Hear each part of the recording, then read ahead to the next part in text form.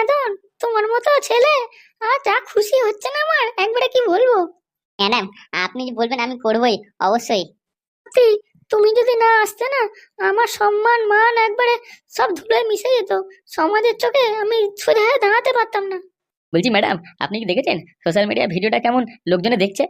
হ্যাঁ, সে আবার দেখবো না? তোমাদের কাজের না কোনো জবাব নেই। বলেছিলাম না ম্যাডাম, আপনি জিতবেন।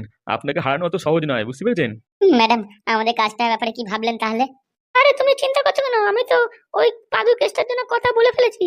কালকে খালি ভোটটা হয়ে গেলেই ব্যাস, তারপরে দেখবে তোমাদের ওই পাদুদার কেসটা পুরো সলভ হয়ে গেছে। আসলে ওই মেয়েটা তো খুব একটা ভালো নয়। ও যদি কিছু একটা কলকাঠি নেড়ে দেয়, সেই জন্য আমাদের আর কি চিন্তা হচ্ছে। ওই রকম মেয়ে কত দেখলাম, কত এলো কত গেল। আমাকে ভুলে যাচ্ছ নাকি আমি কে? হ্যাঁ, সেটা তো আমরা জানি। সেটাই, আমিও জানি। আরে একদম চিন্তা করো না, বুঝতে পেরেছো? খাও দাও, ঘোরো, আর টিভি দেখো, আর শুয়ে পড়ো। বসে থাকলেই হবে? ভোটের জন্য তো আপনার প্রচারটা তো চালু রাখতে হবে আমাদের। সব ঘরে ঘরে যেতে হবে, আপনার নামে বলতে হবে। লোকজন আপনার সম্পর্কে কি ভাবছে না ভাবছে, সেটা তো আমাদের জানতে হবে। হ্যাঁ, একটু দেখবে তো কেউ আমার নামে কোনো খারাপ কথা বলছে কিনা। ওটা নিয়ে তো কোনো ভাবার বিষয়ই নেই। কেউ যদি খারাপ কথা বলে, তাকে কিভাবে কথা বোঝাতে হয় সেটা তো আমাদের জানাই আছে। হবে না তো কি? আমরা যখন আছি আপনার সাথে, আপনাকে কোনো রকম চিন্তাই করতে হবে না। আপনি কোনো কাজে ফেল হবেন না। আমরা এর আগে কত কাণ্ড, কত কাজকর্ম করে ফেলেছি, মানুষজন টের পায়নি গো। সে তো আমি জানি, তোমরা কি পারো না পারো। তোমাদের রূপ কি আমার জানা নেই? সব জানা আছে। তোমার জেঠু বাবা, ওরা কিরকম কি পারে না পারে সব আমি জানি। তোমাদের সাথে তো আমি এক সময় লড়েছি না, ওই জন্য জানি তো। দেখুন ম্যাডাম, সবকিছুর মাধ্যমে কিন্তু কটকটি শিক্ষাটা কিন্তু খুবই দরকার, ওটা কিন্তু ভুলবেন না। তুমি খালি দেখো, একবার খালি ভোটের রেজাল্টটা বেরিয়ে যাক, তারপর কটকটি এখানে থাকুক, তারপর তুমি দেখবে ওকে, ওর একবারে হাত পা বেঁধে উল্টো করে গাছে ঝুলিয়ে রাখবো। ম্যাডাম, আপনাকে তো বললাম ওর সাথে একটু ওর মাথা ন্যাড়া করে ওর মুখে চুনকালি পরে গাধা পিঠে চাপিয়ে ঘোরাতে হবে। হ্যাঁ, তবে না তো কি, ওকে গাদা পিঠে চাপিয়ে নেড়া করে মুখে চুনকালি মাখিয়ে সারা গ্রামে ঘোরাবো, আর ভিডিও ভাইরাল করব। কোথাও গিয়ে কোনো রকম ভাবে ঠাঁই পাবে না কোনো জায়গায়। মানুষজনকে চিনতে হবে, বুঝতে পারছো? একবার চিনে ফেললেই ও যেখানে যাবে ওকে সেখানেই কথা শোনাবে। জীবন লোকের লাথি ছাটা খেয়ে বেড়াতে হবে। এটাই তো ঠিক কথা বলেছেন ম্যাডাম। ওটা এমন অবস্থা হবে না, ও কোন দিকে যাবে সেটা ভেবে পাবে না। কোথাও ও নিজের আশ্রয় পাবে না। সত্যি ম্যাডাম, মালটা আমাদের যা জ্বালিয়েছে না, আমাদের বিশাল রাগ আছে ওর উপরে। আপনি যদি এরকম করতে পারেন না, আপনার একবার অসংখ্য ধন্যবাদ জানাবো। কি করবো বলো? আমি তো চাইনি ও মাথায় পাদুর জন্য যে কি বুদ্ধি ঢুকলো আমার মাথায়, ওই জন্য চাকরিটা নষ্ট হয়ে গেল। কিন্তু এখন আর কোনো রকম সমস্যা রাখবো না গো, ও চাকরিটা ঠিক করে দেবো আমি। আসলে আমাদের এই ঝামেলাটা পাদু দাস মিটিয়ে ফেলেছে, বুঝতে পেরেছেন? ও আপিলে করেছিল, ওতে সমস্যার সমাধান হয়ে গেছে। কাজকর্ম ভালোভাবে করছে। তুমি চিন্তা করো না, বুঝতে পারছো? আমি তোমার সাথে আছি। তোমার যা দরকার লাগবে ঝপ করে দেবো আমি। শুধু এখানে খাওয়া দাওয়া করো, আর যাও বাড়ি বাড়ি লোকের বাড়িতে গিয়ে একটু বলে এসো। ঠিক আছে ম্যাডাম। বললেও কি না বললেও কি, ভোটে তো আপনিই জিতবেন। হ্যাঁ সত্যি। তাহলে ওদের যা মানুষজন ভিডিও দেখেছে না ওই এমএলএ, কি আর বলবো। ওই এমএলএ কে একটাও কেন ভোটেই দিতে দেবে না কোনো রকম। আমার না তোমাদেরকে খুব ভালো লাগে, বুঝতে পেরেছো? তোমাদের যে এইসব কথাবার্তা, ব্যবহারগুলো না কেমন যেন খুব মনে লাগে আমার। ও হ্যাঁ, তাই? এই তোমাদের মাথায় এত বুদ্ধি আছে কোথা থেকে, হ্যাঁ? এই মানে এমএলএ কে এরকম ভাবে রেখে দিয়েছিল এতদিন ধরে, কেউ জানতেই পারিনি গো। আরে এসব চিন্তা তোমায় করতে হবে না, আমাদের মাথা থেকে অনেক রকম বুদ্ধি আছে, সেগুলো এখন তো বেরোয়নি। সত্যি, সেসব বুদ্ধিগুলো তোমরা বাইরে না বেরোয় একবারে পুরো একবারে দেবতার রূপে পাতলা এসেছো। পায়খানা দেখতে হবে না। তাহলে ম্যাডাম, এখন আমরা আসছি, ঠিক আছে? আচ্ছা ঠিক আছে। বলছি গিন্নি, আমার সাথে এরকম তুমি করছো কেন? রামজাদা, তুই আবার ঘর থেকে বেরিয়েছিস? শুয়োর! এরকম গালাগালি দিচ্ছ কেন? তো কিছুই বলছে না ম্যাডাম, এর থেকে আরো খারাপ অবস্থা আপনার করা উচিত। মাথায় ডিম ফাটানো উচিত আপনার। কি আর বলবো, এরকম কাজ করলে কি হবে? কাজ? হারামজাদা, তোকে দেখে কি মনে হচ্ছে জানিস? মনে হচ্ছে বেলুনের বাড়ি একবারে মাথা থেকে পা অব্দি বেলিয়ে দিই একবারে। হলো একটা বেয়াদব কোথাকারে। এত কষ্ট করে আমি এগোচ্ছি, আর তুমি শালা সব কষ্টের মধ্যে জল ঢালার জন্য রেডি হয়ে আছো না? দেখো বউ, আমি বুঝতে পারিনি। তুই বুঝতে পারিস নি?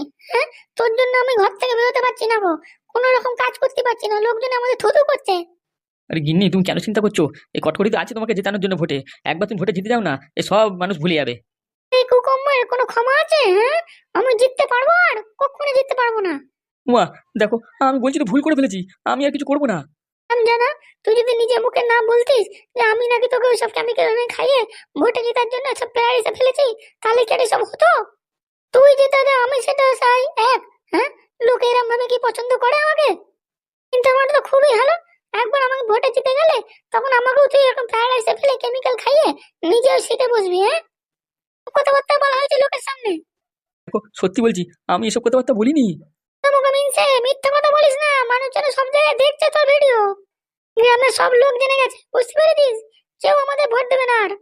সবাই যদি বুঝতে পেরে গেল তো যে আমি এত বড় চিটিং বাজ কাজ করেছি, হ্যাঁ? কি মনে হয় আমাকে কেউ পছন্দ করছে আর? বলেছিলাম ম্যাডাম, এই লোকটা আমাদের সব পুরো কষ্টে একদম জল ঢেলে দেবে, দেখলেন তো সেটাই করলো। দাদা খটখটি ছিল আমার পাশে, আমি পুরো জিতেই যাচ্ছিলাম ভোটেতে, হ্যাঁ? আর এই শুয়োরটা ঘরে এসে পুরো আমার সব ইয়েতে পান মেরে দিল। ও গিন্নি, তুমি বুঝতে ভুল করছো কোথাও। বুঝতে ভুল করছি মানে? দেখো সবকিছু ওই নেদন আর ওই লালের জন্যই হয়েছে। ওরা যদি এইসব করেছে, ওদের সাথে একটু যদি টাকা পয়সা দিয়ে মেটানো যেত না, তাহলে আর কিছু হতো না। পোড়া মুখে মিনসে, তোকে তো জিজ্ঞেস করেছিলাম আমি, তুই কি তখন মুখ খুলেছিলিস ওরা কিছু জানে কি জানে না? আমি যদি জানতাম তাহলে তো ওর হাতে টাকা পয়সা দিয়ে দিতাম। আমি কেন শুধু এখন রিস্ক নিতে যাবো? আরামজাদা, লোকজনে সব জেনে গেল, এখন তুই সব কথাবার্তা বলে কি হবে? তো বলছি আমি বুঝতে পারিনি ওদের কাছে আমার ভিডিও আছে ওরম ভাবে। এটা তো সত্যি, তুই তো বলেছিস। বিশ্বাস করবো, আমি তোমার নামে কিছু খারাপ কথা বলতে যাইনি। লোকজন এখন ওটাকে খারাপ ভাবে ধরছে, তো আমি কি করবো? দেখো, আমাদের কাছে প্রমাণ আছে, তোমাকে দেখিয়ে বলবো নাকি? দেখো গিন্নি, সত্যি বলছি, আমি আমি আমার মাথা ছুঁয়ে বলছি, আমি ওরম ভাবে একদমই বলতে চাইনি।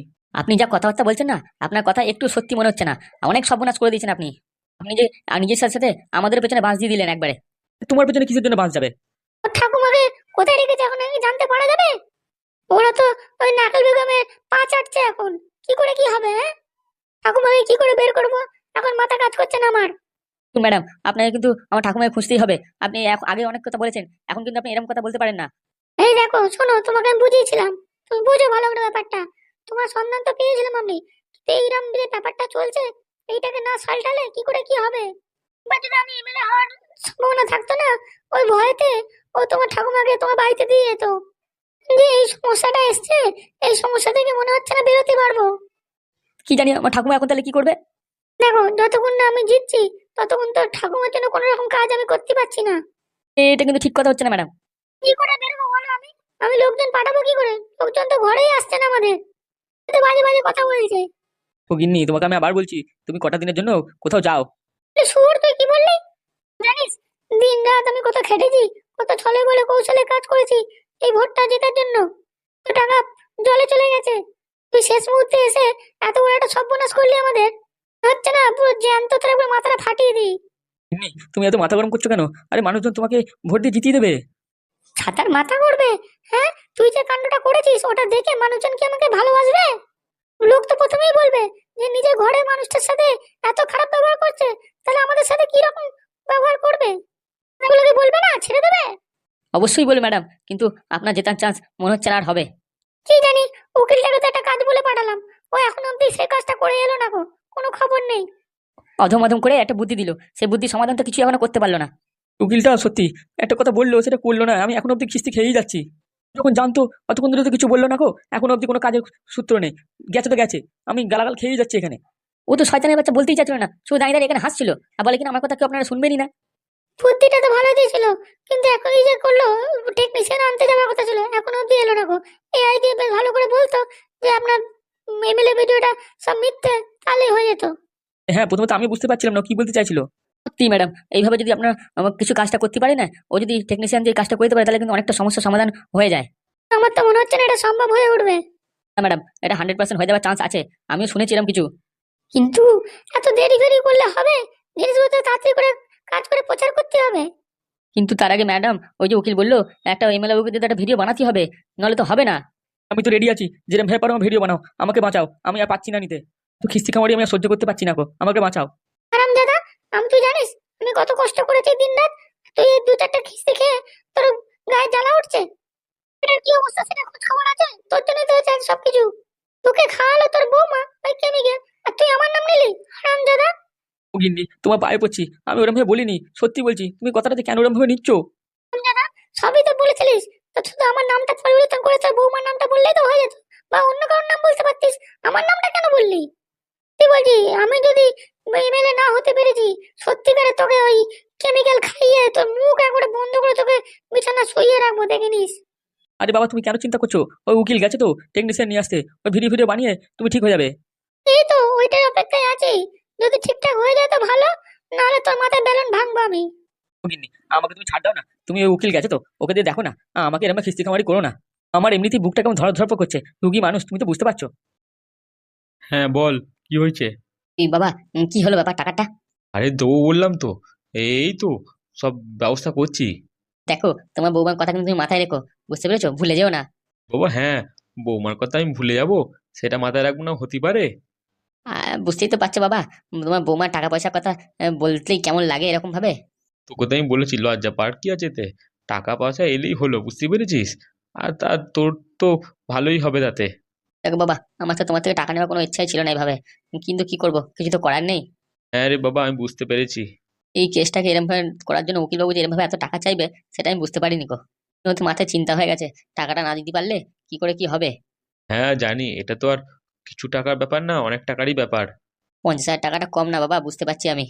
কি করবো বলো, তোমার বৌমা এরকম ভাবে ধার চাইলে আর তো কিছু বলার থাকে না। চিন্তা করার তো কোনো কথাই নেই। বৌমা তো বলেই দিয়েছে ওই টাকা ফেরত দিয়ে দেবে, বুঝতে পেরেছেন? একবার খালি এখন টাকাটা দিয়ে দিন, তাহলেই হবে। সবই তো ঠিক আছে, কিন্তু কিভাবে যে আমি বৌমার থেকে টাকাটা নেবো, ওটাই তো বুঝতে পারছি না। বাবা তুমি নিও না, তুমি না নিলে আমাকে দিয়ে দিও, কোনো ব্যাপার নয়। তুই নিবি সে তো আমি জানি, তোকে দিলে তো কোনো অসুবিধা নেই।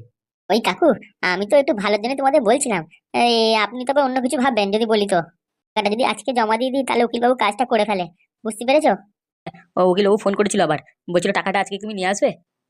টাকাগুলো জোগাড় করতে তো অনেক কষ্ট হচ্ছিল আমার। এই তো আমি জানি, কিন্তু আমার বুদ্ধিটা যদি আপনি কাজে লাগিয়ে থাকেন, তাহলে তো টাকা তখন আপনার জোগাড় হয়েই গেছে। তো তুই বলেই মুখ বন্ধ করে নিবি, এমন করা বলিস যেন আমাদের টাকা গাছে ফলে, পকেটে তো থাকে না। তবে না তো কি, এইসব ছাগলগুলো বিক্রি করলে আপনি তো মনে হয় এতগুলো টাকা পেয়ে গেছেন। কয় 5 মাস মধ্যে কালো কালো ছাগলগুলো দেখতে পেলাম না। দেখ, তো বউ কিন্তু টাকাটা যেন ফেরত দেয়, এই টাকাটা আমি এখন দিচ্ছি।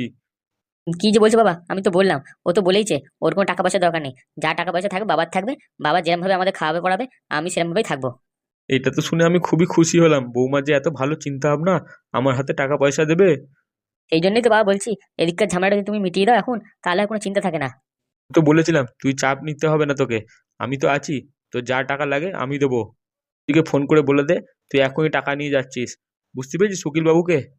হ্যাঁ বাবা, তুমি টাকাটা তাহলে দাও না, আমি তো এক্ষুনি উকিলবাবুকে ধরে রেখেছি, কথা বলেই রেখেছি।